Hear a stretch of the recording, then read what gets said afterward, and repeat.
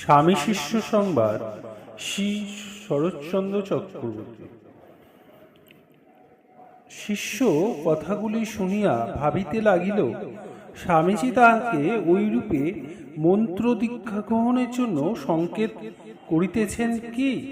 শিষ্য তখন অতীব আচারী ও বেদান্তমতবাদী।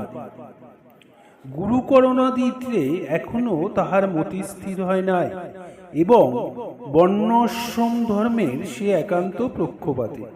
নানা প্রসঙ্গ চলিতেছে। এমন সময় একজন আসিয়া সংবাদ দিল যে মিরর সম্পাদক শ্রীযুক্ত নরেন্দ্রনাথ সেন স্বামীজির সঙ্গে দেখা করিতে আসিয়াছে। স্বামীজি সংবাদবাহকে বলিলেন, তাকে এখানে নিয়ে এসো। নরেন্দ্রবাবু ছোট ঘরে আসিয়া বসিলেন এবং আমেরিকা ও ইংল্যান্ড সম্বন্ধে